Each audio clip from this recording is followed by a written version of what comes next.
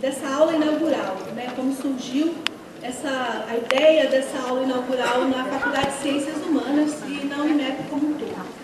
Nós estamos, já desde o ano passado, desenvolvendo, através de algumas disciplinas institucionais, essa temática da educação das relações étnico-raciais nas disciplinas de Sociologia, de Filosofia, de Teologia e Cultura. E a universidade já tem, na realidade, um percurso bastante extenso de trabalho com essa temática. Mas, de forma mais sistemática, nós temos agora nas disciplinas incluída essa discussão também. Então, foi uma oportunidade que a Faculdade de Ciências Humanas encontrou de estar colocando o tema para a universidade como um todo e de estar podendo trazer e ouvir o professor Kabengele Munanga. Então, eu queria falar agora um pouquinho sobre o contexto dessas novas diretrizes, né? O contexto da legislação que coloca a gente para discutir esse tema na realidade. A Lei 10.639, que estabelece o ensino da história da África e da cultura afro-brasileira nos sistemas de ensino, foi uma das primeiras leis assinadas pelo presidente Lula. Isto significa o reconhecimento da importância da questão do combate ao preconceito, ao racismo e à discriminação na agenda brasileira de redução das desigualdades. A Lei 10.639, posteriormente a Lei 11.645, que dá a mesma orientação quanto à temática indígena, não são apenas instrumentos de orientação para o combate à discriminação, são também leis afirmativas, no sentido de que reconhecem a escola como lugar da formação de cidadãos e afirmam a relevância de a escola promover a necessária valorização das matrizes culturais que fizeram do Brasil o país rico, múltiplo e plural que somos. O Brasil conta com mais de 53 milhões de estudantes em seus diversos sistemas de ensino, níveis e modalidades. Os desafios da qualidade e da equidade na educação só serão superados se a escola for um ambiente acolhedor que reconheça e valorize as diferenças e não as transforme em fatores de desigualdade. Garantir o direito de aprender implica em fazer da escola um lugar em que todos e todas sintam-se valorizados e reconhecidos como sujeitos de direito em sua singularidade e identidade. Estas foram as palavras do ministro Fernando Haddad na promulgação da lei. Eu queria chamar o professor César Vieira, coordenador do PPGE, do Programa de Pós-Graduação em Educação, que fará a apresentação do professor Kabengele Munanga.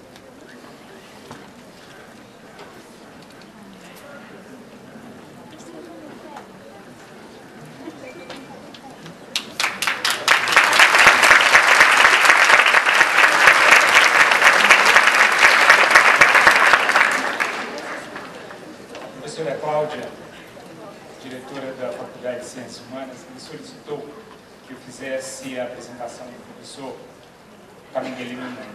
Eu diria que é um motivo pelo tanto de foto que ele já tirou e pessoas que vieram cumprimentá-lo, ele dispensaria qualquer tipo de apresentação. Podemos não tê-lo conhecido antes fisicamente, mas com certeza pela disseminação das suas ideias, que tem influenciado muito o campo da temática racial, da negritude e essas questões de cotas e outras mais importantes para o nosso tema, para o nosso debate. O professor Munanga nasceu na República Democrática do Congo, em Zaire, né? E mudou-se para o Brasil em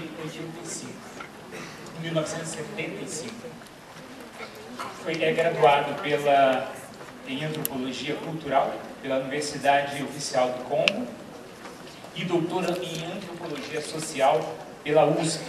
Atualmente, é antropólogo do Centro de Estudos Africanos da USP e docente da mesma universidade. Tem dedicado-se à área de antropologia, com foco na população afro-brasileiras, racismo, identidade negra e Brasil. Foi professor também visitante em várias instituições universitárias de renome no Brasil, palestrante convidado em muitos eventos acadêmicos, aposentado, mas continua sendo muito solicitado. Recebeu vários prêmios e títulos concedidos por sua atuação no cenário educacional e social do país. Penso que eu tive o prazer de conhecê-lo, tem uma banca aqui na Unimep e é a terceira vez que ele está aqui. Eu gostaria que ele não nos esquecesse após a sua... Está pensando, já está aposentado, né, mas ele está com muitos compromissos ainda, mas que esse compromisso que está presente aqui, a Unimep possa ser, a partir de agora, uma constante. Professor Munanga, gostaria que o senhor então aqui estivesse e nos abrilhantasse com a sua fala mansa, sincera e bastante competente.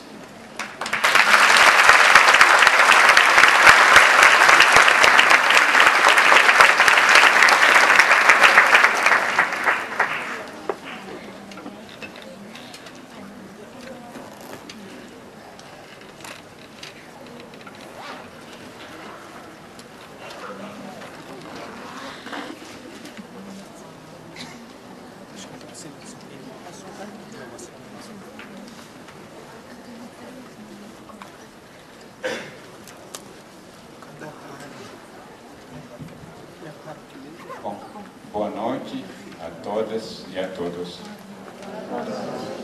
Bom, nossa primeira palavra é, sem dúvida, a palavra de agradecimento à professora Cláudia Santana, diretora da Faculdade de Ciências Sociais da Unimep, pelo convite para poder proferir essa aula inaugural com vocês, pela essa oportunidade ímpar, né, de ter um público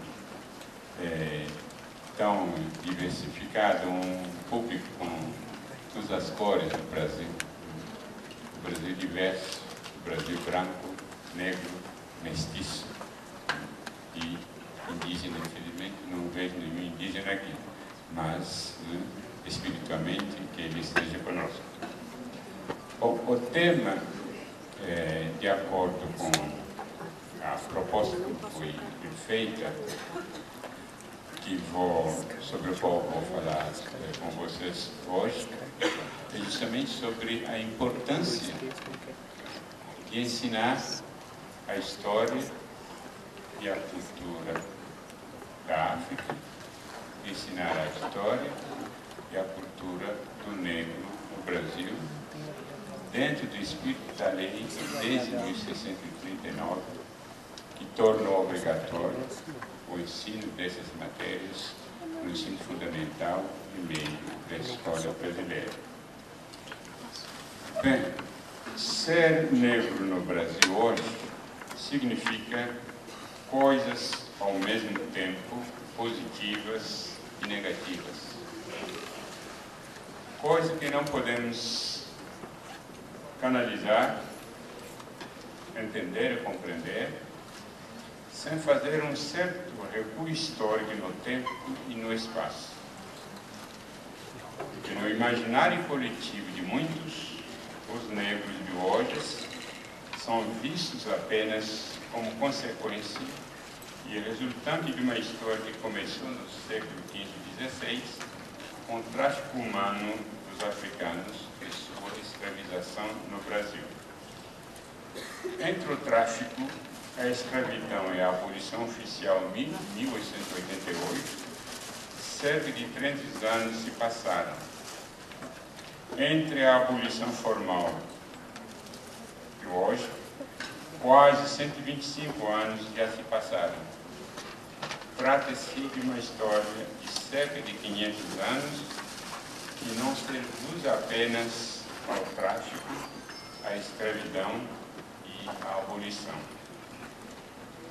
É por isso que, para entender o ser negro no Brasil de hoje, não podemos simplesmente fazer uma análise da estrutura racista da sociedade brasileira atual, sem colocar esse negro numa dinâmica histórica na qual ele foi objeto de desumanização, de humilhações, de negação de identidade genérica específica, enfim, objeto de uma série de violências físicas e simbólicas.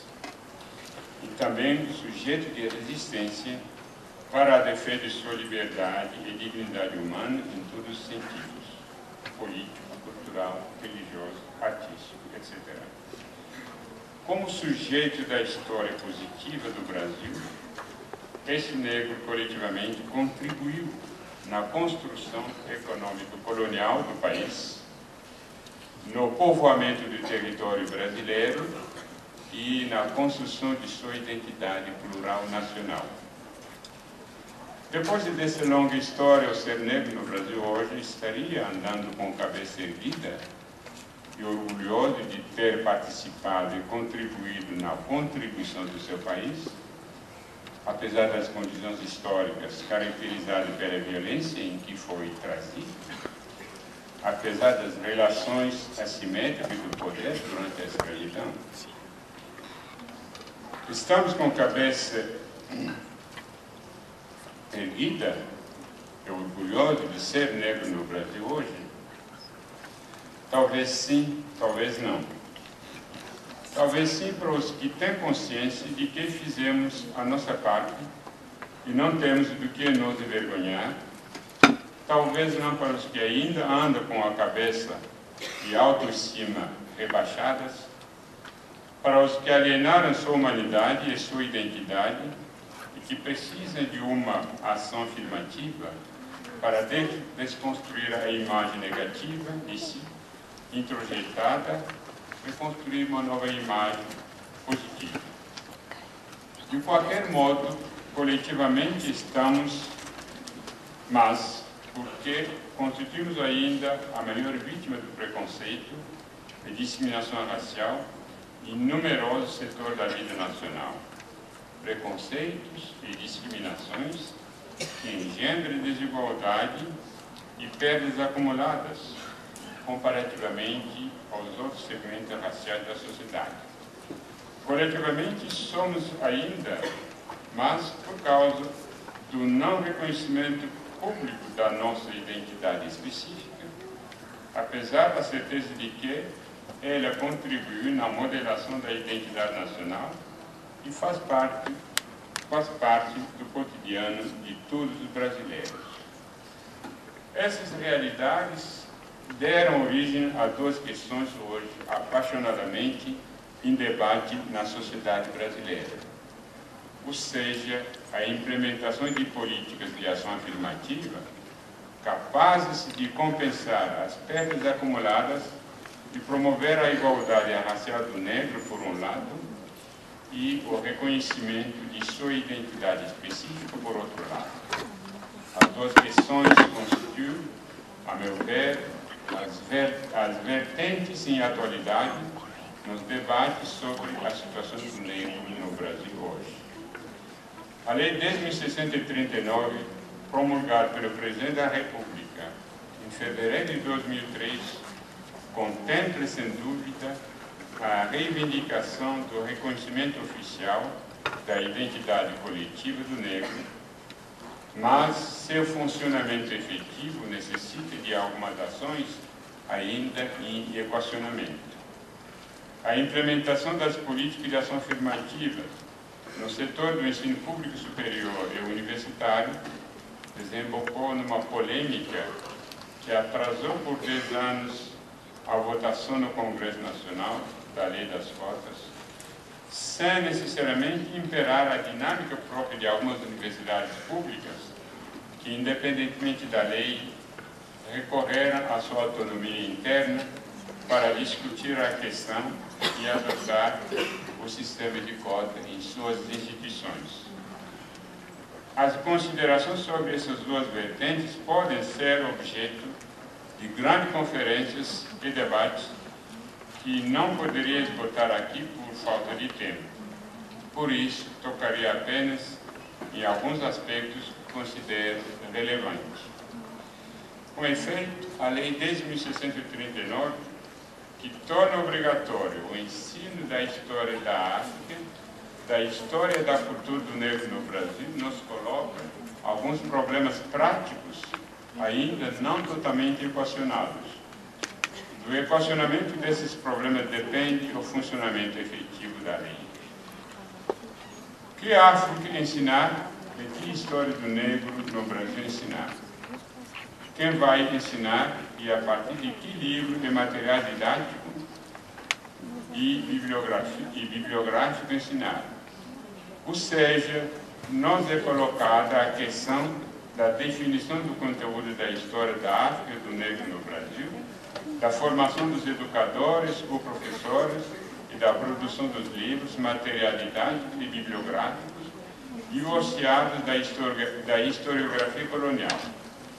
A África é tão complexa e diversa que fica difícil definir por onde começar, além do fato de que o conteúdo da África, até então à disposição, é viciado pela historiografia oficial de cunho colonial, que ainda considera a África como um continente atrasado e inferior, onde o Brasil foi buscar a mão de obra escravizada que ali existia naturalmente, a mesma historiografia que considera o negro brasileiro como um boçal, ou seja, um João Bobo que se deixou facilmente escravizar e nunca se importou com sua liberdade e dignidade humana, contrariamente ao índio que tinha amor à liberdade e não deixou-se escravizar. Como então desconstruir essa imagem negativa da África, do negro no Brasil, herdada da historiografia colonial, e reconstruir uma nova imagem de uma África real e autêntica e do negro real e autêntico? Qual seria a proposta de um curso capaz de realizar essa desconstrução e reconstrução? Essa seria a pauta de uma agenda mínima que devemos cumprir para colocar em funcionamento a Lei 10.639. Infelizmente, o caminho não é fácil por causa das dúvidas e resistências, tanto nos meios de algumas escolas e alguns educadores, como no meio da imprensa e de alguma elite intelectual. Onde estão finalmente os problemas? Todos os países do mundo, hoje considerados como os mais desenvolvidos, são aqueles que investiram maciçamente na educação de qualidade para seus jovens e futuros responsáveis. A questão é saber que tipo de educação o Brasil precisa desenvolver para sair da situação em que se encontra hoje. Uma educação que visa não somente o domínio das teorias e novas tecnologias, que, embora imprescindíveis, não seriam suficientes, mas também e sobretudo uma educação cidadã, orientada na busca da construção e consolidação do exercício da cidadania, dos princípios de solidariedade e equidade.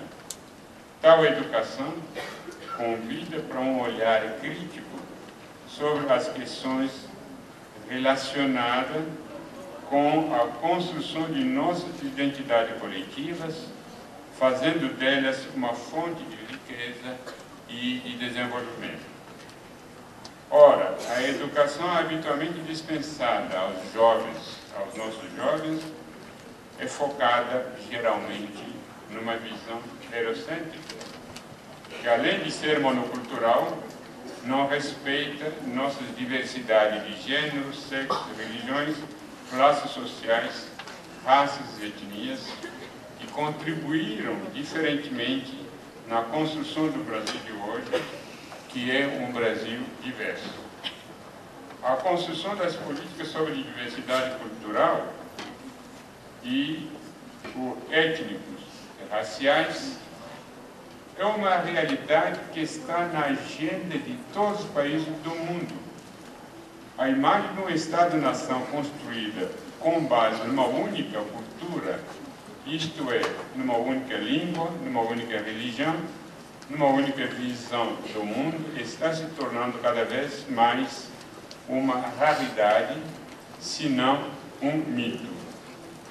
a Europa Ocidental, que invadiu os outros povos, os colonizou, pilhou e tentou destruir a riqueza da diversidade cultural dos países colonizados, revela hoje que sua unidade de fachada era apenas uma armadilha ideológica para justificar a missão civilizadora e a exploração de outros povos. Os exemplos que desmentem a unidade cultural dos países da Europa e do mundo ocidental em geral pululam. Exemplo da Espanha, da Bélgica, Suíça, Itália, Canadá, Irlanda do Norte, etc. Essa falsa imagem dos países ocidentais monoculturais está cada vez mais desmentida pelas novas correntes migratórias vindas dos países ditos do terceiro mundo da África, Ásia, América do Sul e do Oriente Médio, que trazem nesses países outras culturas, constroem novas diásporas e reivindicam o reconhecimento público de suas identidades, de suas religiões e visões de mundo. Essas reivindicações geram problemas de convivência decorrentes dos preconceitos e dos mecanismos de discriminação cultural ou étnico-racial, dos quais são vítimas. Daí a necessidade, nesses países de novas diásporas, em discutir, construir e incrementar suas políticas sobre diversidades culturais e étnico-raciais para evitar as barricadas culturais e buscar o diálogo intercultural. Todos buscam a construção de uma cultura de paz baseada na convivência igualitária das diversidades.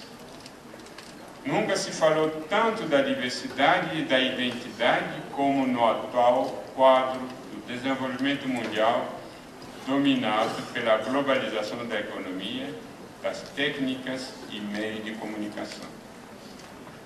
Nos países da América do Norte e do Sul, que são não apenas países de velhas migrações, mas também países de deportações humanas através do tráfico negreiro, o quadro é totalmente diferente dos países ocidentais, pois são países que nasceram justamente do encontro das culturas e civilizações. O Brasil oferece o melhor exemplo de um país que nasceu do encontro das diversidades.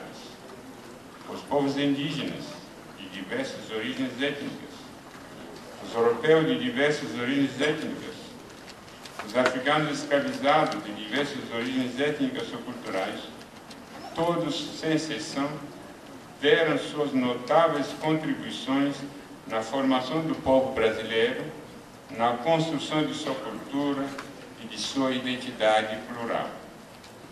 Mas a questão fundamental que se coloca hoje é o reconhecimento oficial e público dessas diversidades que até hoje estão sendo tratadas desigualmente no sistema educacional brasileiro, além dos portadores dessas identidades de resistência, serão ainda vítimas dos preconceitos e da discriminação racial, até da segregação racial de fato. Todos devem se lembrar das campanhas de difamação e demonização das religiões brasileiras de matriz africanas em algumas emissoras de televisão, o que pode engendrar barricadas culturais e gerar conflitos capazes de prejudicar justamente a construção da democracia e do pleno exercício da cidadania dos descendentes de escravidade de ontem, que, apesar de serem juridicamente cidadãos livres, ainda não exercem igualmente sua cidadania e não têm a garantia dos seus direitos sociais, entre os quais a educação é uma peça central. Recordo-me que quando a Lei 10.639 foi promulgada pelo Presidente da República, houve algumas reações negativas até na imprensa, das pessoas que questionavam a generalização do ensino obrigatório da África, da história da África e do negro brasileiro, até nos estados e municípios brasileiros, onde os negros são a minoria demográfica, como, por exemplo, nos estados do sul do Brasil. Reagiram negativamente algumas educadoras e alguns educadores, alegando que se estavam tentando introduzir um racismo às avessas em suas escolas, onde esse fenômeno não existe e nunca existiu.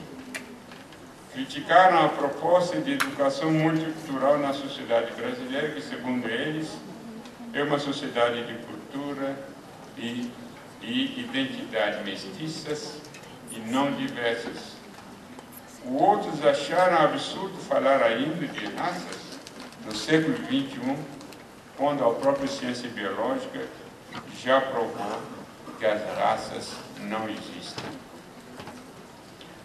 Apesar do progresso da ciência biológica, da genética humana, da biologia molecular, da bioquímica, ter demonstrado que geneticamente não existem as raças puras, entendemos a raça como uma construção social a partir das diferenças fenotípicas baseadas na cor da pele e em outros elementos morfológicos entre negro, brancos e amarelo. O nó da questão, ou melhor, a saída, não estaria do meu ponto de vista, no simples fato de ensinar aos nossos alunos que a raça não existe, mas sim na aceitação das diversidades como bandeira de luta para exigir a convivência igualitária de todos. Costumo dizer que a raça botou no mundo um filhote que se chama racismo.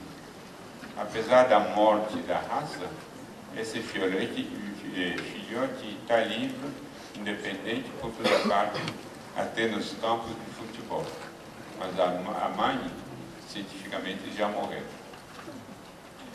Finalmente, penso que construir políticas sobre a diversidade cultural e implantá-la no nosso sistema educacional não significa destruir a unidade nacional, como pensam alguns defensores das teses de Gilberto Freire. Seria simplesmente equacionar a unidade com a diversidade, ou seja, construir a unidade respeitando a diversidade que constitui sua matéria-prima e uma fonte da riqueza coletiva. Diversidade na unidade não deve sugerir uma diversidade hierarquizada em culturas superiores e inferiores. Sem dúvida, devemos condenar todas as formas de intolerância, mas o que devemos buscar, afinal, não é a tolerância, mas sim a convivência igualitária das culturas, identidades, dos grupos e sociedades humanas, dos homens e das mulheres.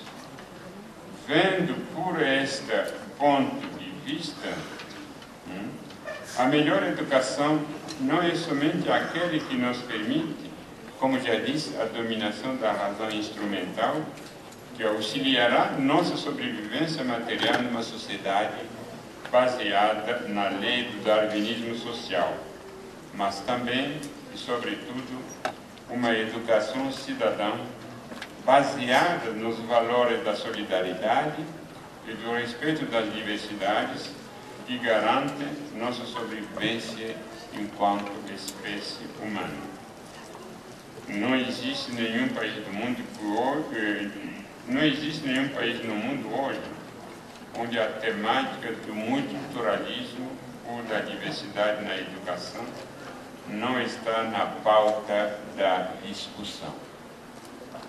Porque o Brasil, um país que nasceu da diversidade e do encontro das culturas, se daria o luxo de negligenciar um assunto tão importante para a construção de sua democracia. Mesmo admitindo a tese de que nossa cultura e nossa identidade são mestiças, seria um problema negar as raízes formadoras desse mestiçagem. Mesmo concordando que geneticamente as raças puras não existem, seria problemático negar a raça enquanto construção social de categoria de dominação e exclusão. Apesar da inexistência das raças puras, como nos ensina a genética humana e a biologia molecular, nós não podemos deixar de observar que as diferenças fenotípicas baseadas nas características morfológicas e na cor da pele são reais, e são elas que justamente constituem, no caso da população negra, os germes a partir dos quais são construídos os preconceitos, o preconceito racial e o racismo. Quem somos? De onde viemos e por onde vamos? Esta é uma pergunta que todos os povos conscientes se colocam permanentemente de geração em geração. É uma pergunta que tem a ver com as raízes culturais dos povos e com os processos de construção de nossa identidade nacional e de nossas identidades étnicas. Esses processos começaram há cerca de 500 anos, quando os povos africanos de diferentes nações foram sequestrados, capturados e arrancados de suas raízes e deportados para diversos países da América, incluindo o Brasil, onde foram escravizados. Eles nem sabiam por onde estavam sendo levados e por que motivo. Ou seja, a história da presença dos africanos no atual Brasil é totalmente diferente dos seus compatriotas de ascendência europeia, asiática, judaica, etc., que voluntariamente decidiram emigrar de acordo com a conjuntura política e econômica da época, que teria influenciado sua decisão de sair dos seus respectivos países de origem. A partir desse ponto de vista, a identidade negra não surge simplesmente da tomada de consciência de uma diferença de pigmentação ou de uma diferença biológica entre a população negra, branca e amarela. Ela resulta desse longo processo histórico ao qual me referi. É nesse contexto histórico que devemos entender a chamada identidade negra no Brasil, num país onde quase não se ouve um discurso ideológico articulado sobre identidade branca e amarela, justamente porque os portadores da pele branca e amarela não passaram por uma história semelhante à dos brasileiros negros. Fala-se de identidade italiana, gaúcha, espanhola, lusófona, judaica, árabe, japonesa, chinesa, etc., e não de identidade branca e amarela. Sem dúvida, o tráfico negreiro é hoje considerado como uma das maiores tragédias da história da humanidade, por sua amplitude, sua duração e os estragos provocados entre os povos africanos. Mas, apesar da tragédia, foi graças aos sacrifícios desses africanos e seus descendentes que foram construídas as bases econômicas do Brasil colonial. Mais do que isso, a resistência cultural desses africanos foi tão forte a ponto de criar uma cultura de resistência que, por sua vez, contribuiu para modelar a chamada cultura nacional e a identidade nacional. como somos vistos aí fora no mundo ocidental. O país do samba, do futebol, do carnaval, da feijoada, da mulata, etc. Isto é, o símbolo da resistência cultural dos negros, brancos e índios, mesmo daqueles que foram reprimidos durante a colonização, passaram a integrar o processo de construção da cultura e da identidade plural brasileira. Processo esse enriquecido também a partir do início do século XX pelas contribuições culturais orientais, principalmente japonesas. Essa herança cultural africana constitui uma das matrizes fundamentais da chamada cultura nacional e deveria, por esse motivo, ocupar uma posição igual às outras, isto é, as heranças europeia, indígena, árabe, judaica, orientais, etc. Porque juntas, essas heranças constituem a memória coletiva do Brasil, uma memória plural e não mestiça ou unitária. Uma memória a ser cultivada e conservada através das memórias familiares e do sistema educacional, pois um povo sem memória é como um povo sem história. É justamente aqui que se coloca o problema, pois a herança cultural africana do Brasil nunca ocupou uma posição de igualdade com as outras no sistema do ensino nacional. Se fosse, não teria nenhum sentido a lei desde 1639, promulgada 115 anos depois da abolição. Não existem leis capazes de destruir os preconceitos que existem em nossas cabeças, provenientes dos sistemas culturais de todas as sociedades humanas. A educação ofereceria uma possibilidade aos indivíduos para questionar os mitos de superioridade branca e de inferioridade negra, neles introjeitados pela cultura racista na qual foram socializados. O racismo é tão profundamente erradicado no tecido social, na cultura de nossa sociedade, que tudo é repensar da cidadania precisa incorporar os desafios sistemáticos à prática do racismo. Nesse sentido, a discussão sobre os direitos sociais e coletivos no sistema legal e, por extensão, no sistema escolar é importantíssimo. Por isso, o espírito da lei, desde 1639, visa justamente a construção de uma pedagogia muito cultural e antirracista. Isso é a mensagem que tinha a deixar para vocês. Muito obrigado.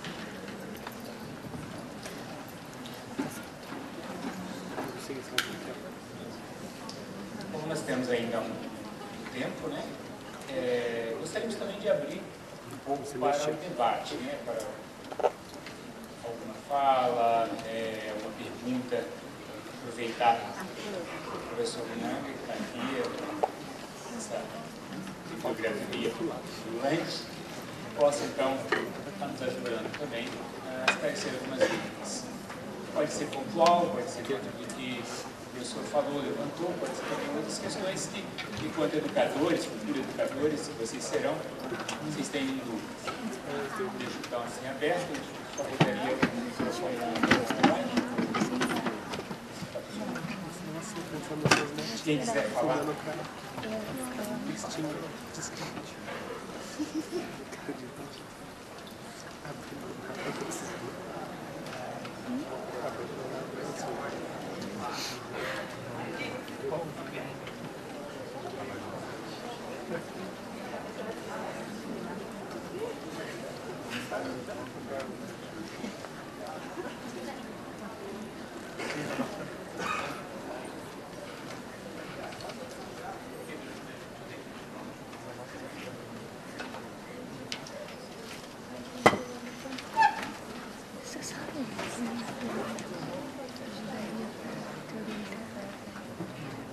Boa noite, meu nome é Viviane, eu já conheço, né, o professor Kabengele Munanga. Para a gente que é militante do movimento negro, o professor Kabengele Munanga é a nossa referência.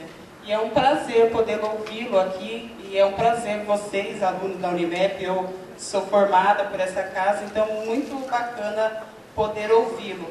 E aí eu também sou professora hoje na disciplina Educação na Diversidade Cultural. E uma das falas do professor é um dos argumentos que a gente precisa ter até para poder trabalhar essas questões. E eu gostaria que o professor nos explicitasse, em termos de argumentos, né, dessa fala que é muito corriqueira, que precisa também dessa desconstrução. Quando se fala a respeito de que o índio amou a liberdade, ele não se deixou escravizar, trazendo uma conotação de que os africanos escravizados, eles se deixaram escravizar. Então, gostaria que o professor nos elucidasse mais aí nesse sentido, para que a gente possa ter também essa argumentação a respeito da resistência negra, assim como também a resistência indígena.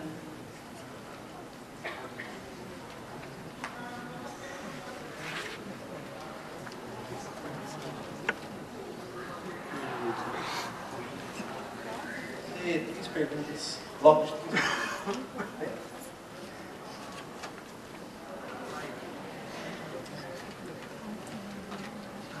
Boa noite a todos, boa noite, professor. A questão que eu queria colocar, na verdade, duas questões breves. A primeira, de forma implícita, o professor já trata do multiculturalismo crítico. É a leitura que eu faço, a interpretação que eu faço da fala do professor, né?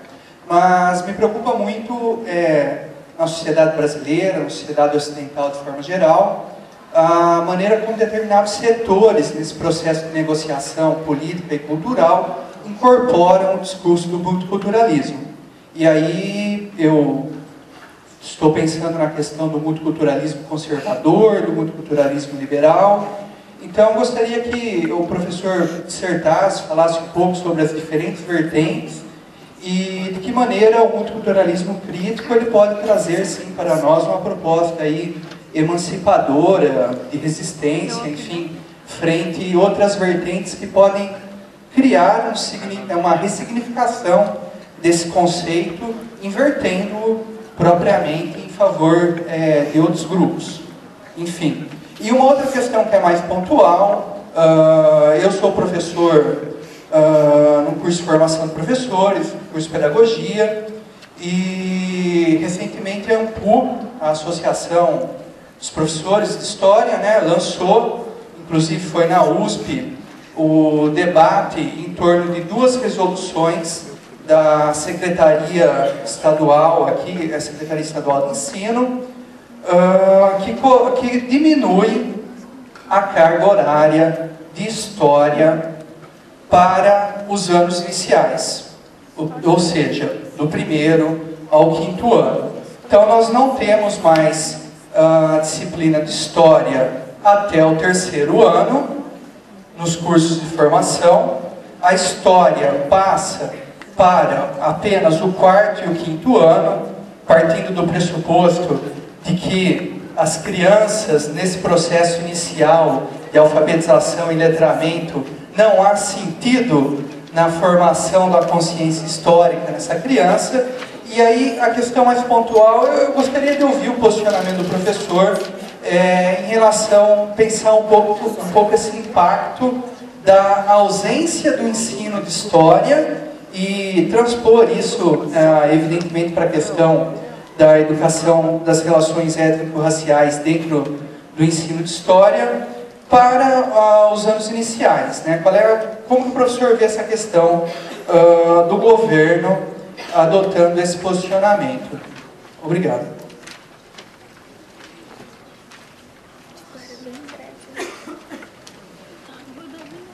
Boa noite, professor. Meu nome é Oacir, sou professor do curso de História e com certo orgulho, porque é um dos primeiros cursos do Brasil a já ministrar a história da África, né, muito antes da obrigatoriedade instituída pela lei. Uma questão, né, que eu colocar para o senhor é referente aos livros didáticos, né? Acho que acho que como muitos outros aqui pertencem a uma geração em que se estudava a inserção da população negra no Brasil, se trabalhando sobretudo com a questão da escravidão, né? Durante um bom tempo, a população negra do Brasil era quase que exclusivamente retratada, né, enquanto escravizada, né? Gostaria de saber como lidar com essa questão, né, de trabalhar com as particularidades e com a riqueza da cultura africana, sem necessariamente ter esse enfoque que muitas vezes acaba fazendo com que toda a riqueza cultural africana seja resumida na condição da população negra enquanto escrava. E perguntar também se o senhor, depois da obrigatoriedade da lei que se instituiu, foi instituída durante o governo Lula, se o senhor vê algum avanço, né, em relação à produção do livro didático que não se restringe unicamente a trabalhar a inserção do negro enquanto escravo.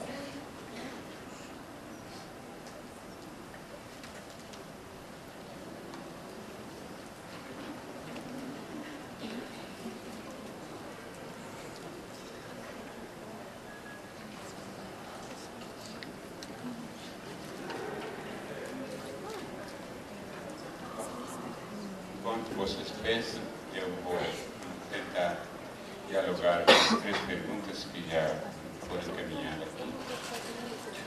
Começando com a pergunta da Viviane.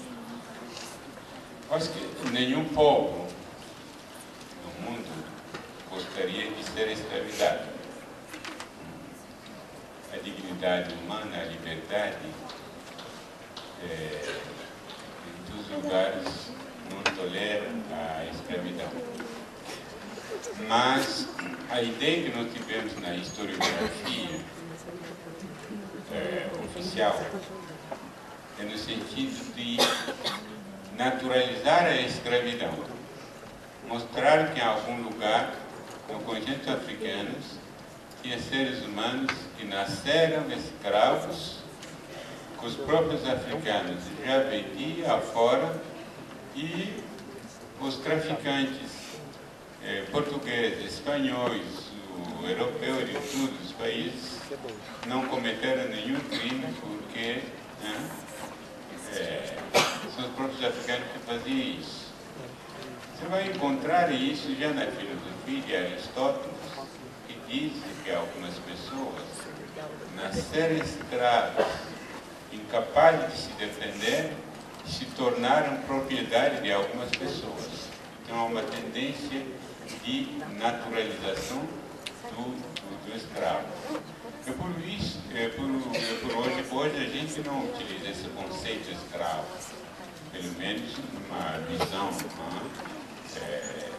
epistemológica. Nós preferimos trabalhar com o conceito de escravizados, de mão de obra escravizadas, que mostra que não houve um processo histórico, porque todos os seres humanos nasceram livres, até que vem alguém, captura e escraviza.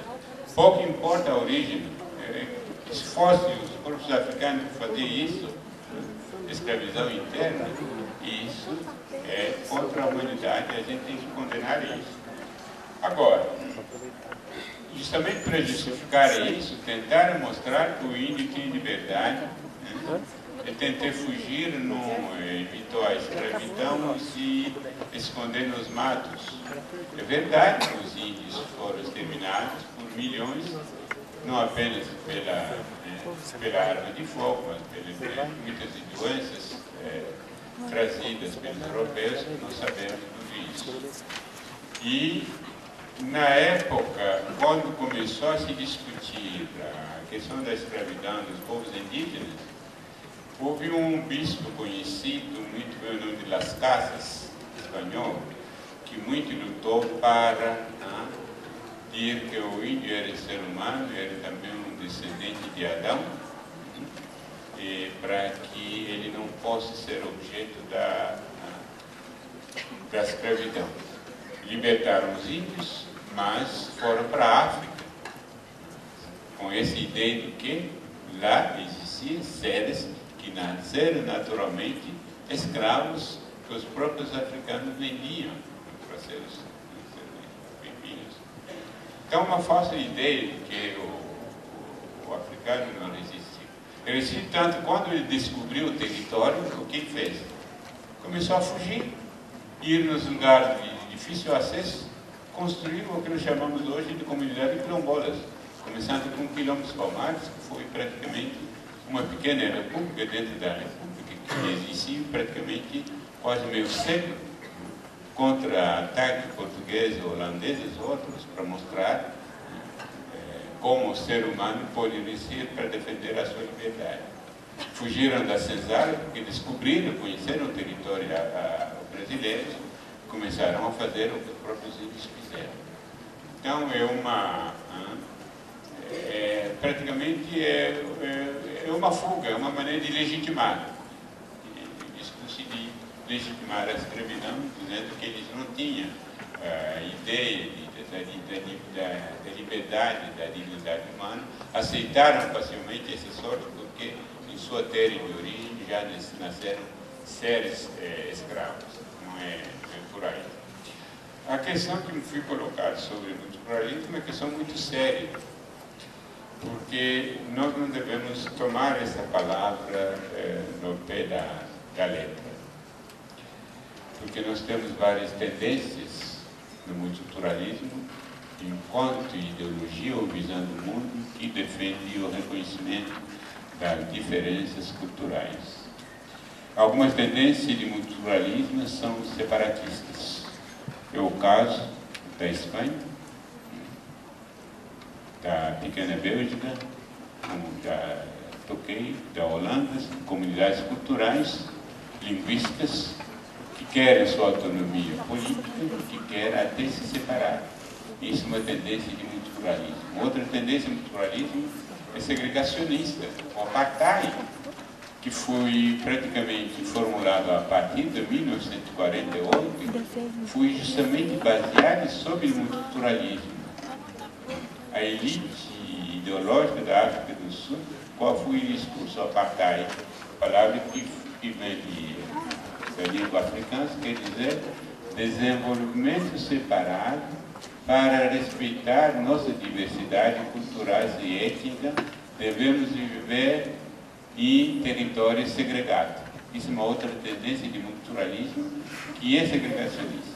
Mas o multiculturalismo que é reivindicado no Brasil justamente tem um outro sentido, é para inclusão, para dizer, olha, nós participamos da construção do país, né? Somos filhos e filhas desses países, queremos que nossa história também seja incluída na formação do cidadão, na construção da democracia.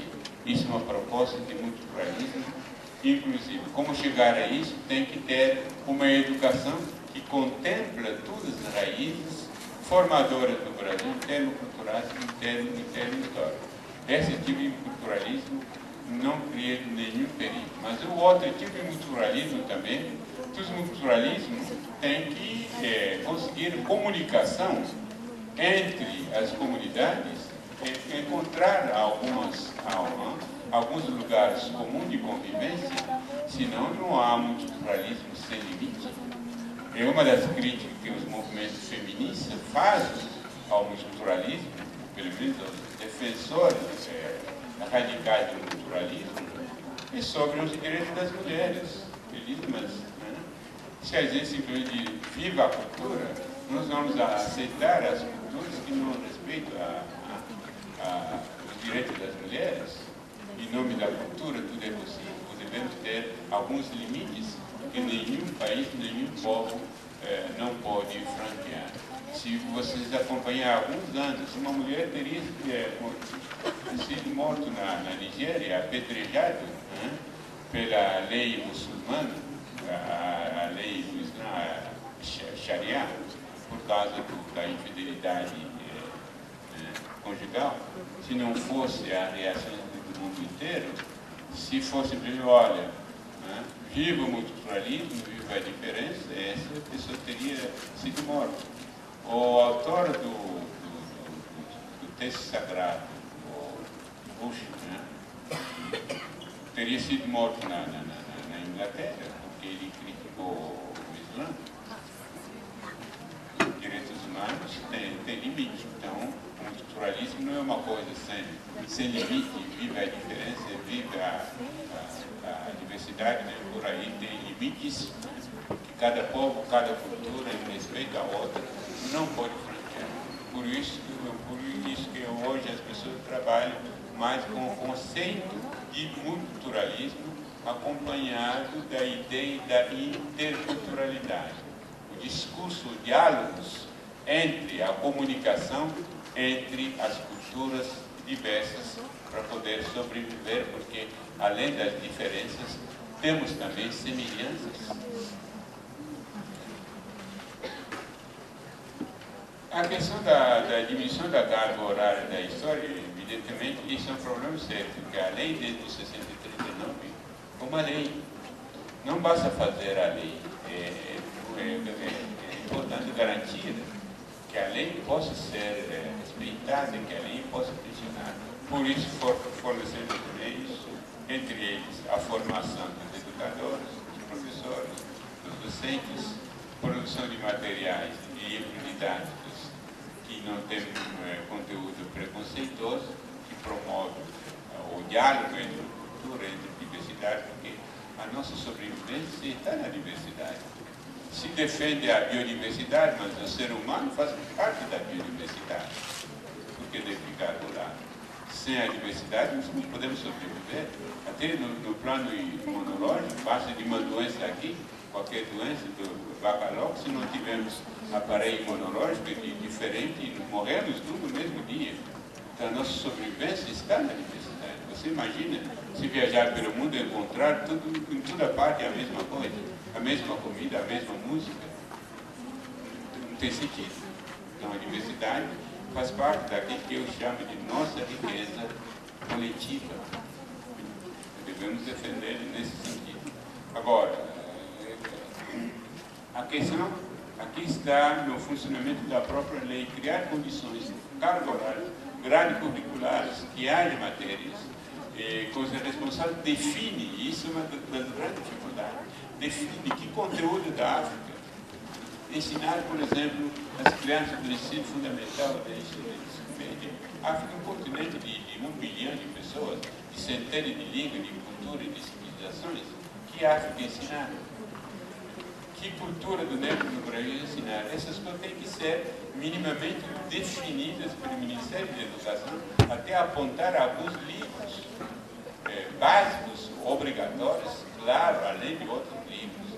Ultimamente, a História Geral, a Unesco, junto com o Ministério da Educação, publicaram 8 volumes da História Geral, mais de cerca de... Cada volume tem cerca de 1000 páginas, 8.000 páginas. Qual é o educador que vai pegar 8 volumes da História Geral da África para ensinar essa história para seus alunos do ensino fundamental? São livros de síntese, de debate, de discussão, de formação dos historiadores, são livros didáticos. Tem que transformar esse livro, talvez, pequeno livro didático, com conteúdo dirigido aos nossos jovens, de acordo com a idade, etc. E isso é uma das coisas que está sendo feita, senão a lei desde 1969 não vai sair do papel. Além dos preconceitos, porque tem educadores, responsáveis da educação, que não querem. E se acrescenta isso, os preconceitos de origem religiosa, etc. Bom.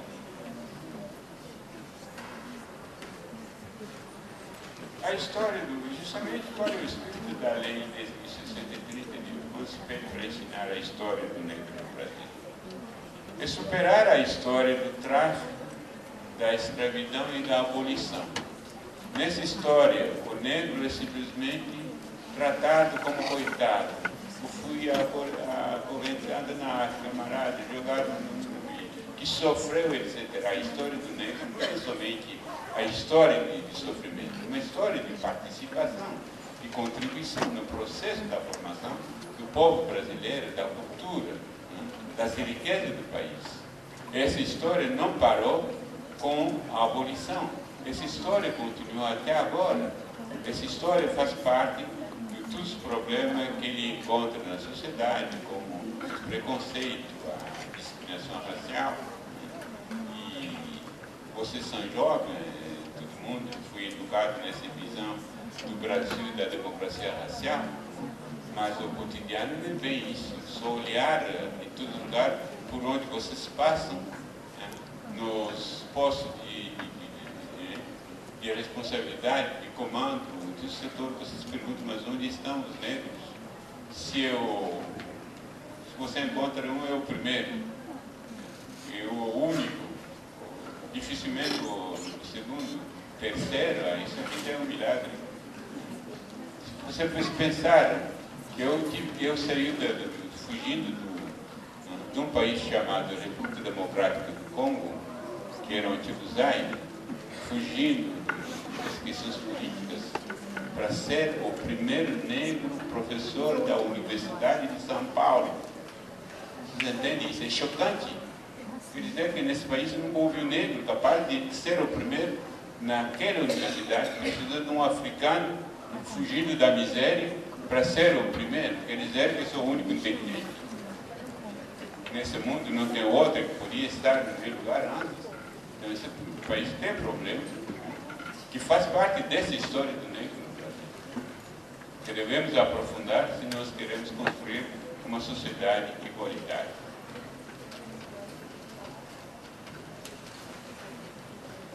Não sei se respondi às 3 perguntas, e geralmente eu não creio que respondo às perguntas.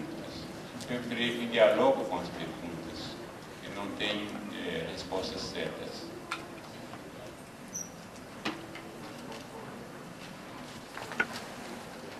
Boa noite, eu sou Dina,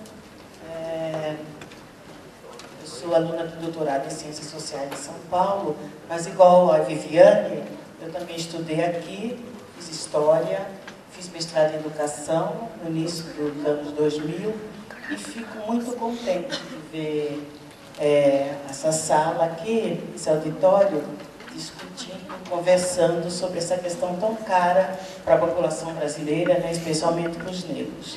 E principalmente ouvindo caber, como também com a Viviane, uma grande referência, não só para a questão da educação étnico-racial no Brasil, ou a história do negro no Brasil, mas especialmente sobre a história, as histórias e as culturas africanas. Eu vivo dizendo, né, que sou professora também universitária, que o mundo nos deve 50% das histórias e culturas do mundo, né? Nós aprendemos, nem 50%, nós aprendemos 20% delas. E aí, professor, eu gostaria então, aproveitando que a gente está aqui, o senhor falar mais um pouquinho sobre a África. Então, como é muito genérico isso, eu pediria que o senhor falasse sobre o Congo, sobre a República Democrática do Congo, como está hoje. Eu queria que, para as pessoas refletirem um pouco essa questão, quando a gente fala sobre África, mas tem muita tribo, eles brigam muito, o problema é que eles sempre se matam, então, entrasse nessa conversa, tá bom? Obrigada.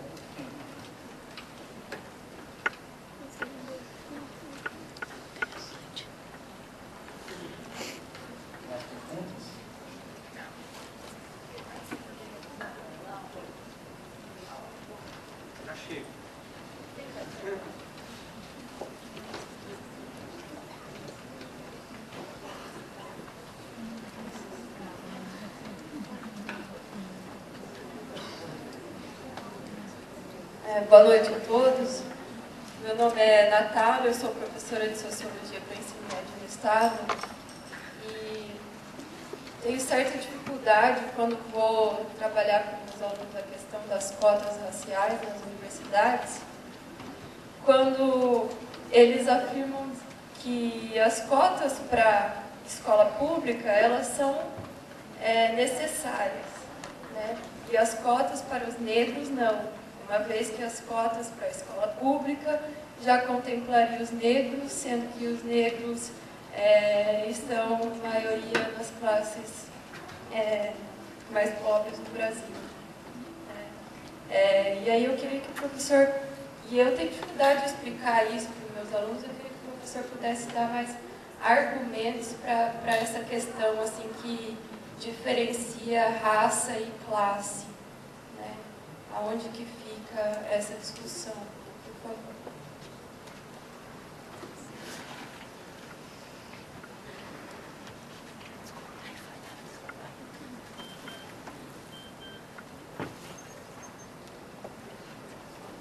Bom, eu faria dezenas de conferências sobre a África, porque o continente, o terceiro continente em termos territorial, 1 bilhão de habitantes, centenas de culturas, de línguas, de civilizações.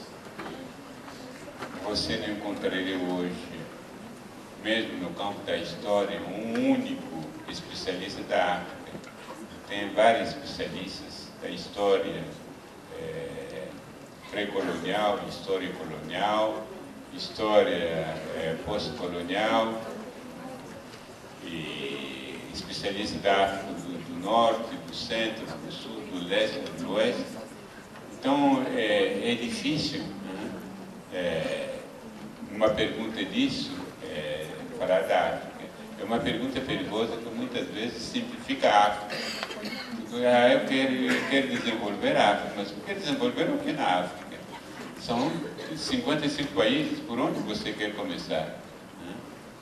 Onde? E cada um tem seus problemas. E muitas vezes é difícil, não é fácil saber por onde começar. É claro que a África, nós sabemos, do ponto de vista da ciência evolutiva, é o berço da humanidade. Claro, tem visões criacionistas que não concordam com isso, mas do ponto de vista da ciência oficial, somos todos afrodescendentes, uma história de centenas de anos, tem mais de 200 anos que o homem saiu do continente africano para povoar os demais continentes, e essa África essa triste história, é um continente que passou pelo tráfico negreiro, a escravidão, depois colonização, depois tem ainda espécie de exploração que continua depois das independências. Então, um continente, historicamente, um continente muito sofrido, que tem muitos problemas. O próprio subdesenvolvimento do continente africano tem a ver com toda a história, toda essa história. Você pensar, um continente que viveu cerca de 300 anos do tráfico negreiro, sua mão de obra, entre 15 e 20 anos, transportado para outros países. Nesse momento instalaram guerras, que também ajudaram no subdesenvolvimento do continente africano. Depois vem a colonização, uma filiação das matérias-primas, das riquezas, minerais e outras, e depois vem as independências, com elites corruptos, com todas as dificuldades, a exploração continuou, mais sofisticada ainda através dos organismos internacionais como o Banco Mundial, Fundo Monetário, etc, etc. No país africano tem problemas. O primeiro problema é a construção da sua nacionalidade, da sua identidade nacional. A construção de uma cultura de paz, porque sem tranquilidade, sem paz, você não se desenvolve. A Europa, hoje, unidas, foi um campo de batalha. A gente se lembra das guerras, de Napoleão e tantos outros, mas a Europa conseguiu se reconstruir. Hoje é uma ilha de paz, nós não temos mais de guerra na Europa Ocidental.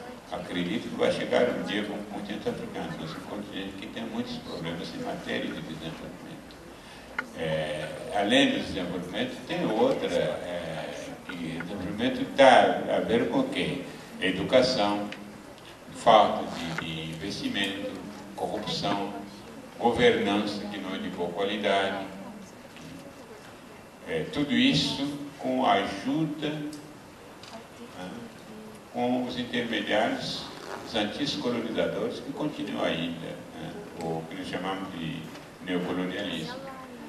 E todos os conflitos que a gente vive na África são tratados como guerras tribais. E vocês perguntam, mas depois de tantos anos de colonização, só tem tribo na África? Não tem cidade, não tem populações urbanas? Quer dizer, as guerras civis que existem na África, que são a guerra pelos poderes políticos, não são guerras civis, não são guerras tribais, porque você não vai encontrar uma etnia, uma lutando com outra. O que você encontra é a liderança política que manipula a etnicidade. Como se pode manipular o regionalismo, se pode manipular a religião, etc. E isso que acontece. Não temos, na realidade, guerras étnicas, tribais, como preferem os jornalistas. O que nós temos são guerras civis, guerras pelo poder, sempre com a cumplicidade dos antigos colonizadores que não querem que a África se reúne. Se reunir, acabou a festa. Tem que enfraquecer cada vez mais a África. Infelizmente, os próprios africanos ainda não entenderam isso. Temos ainda uma grande fragilidade. Você acompanhou o que está acontecendo no Mali, que era um país tranquilo.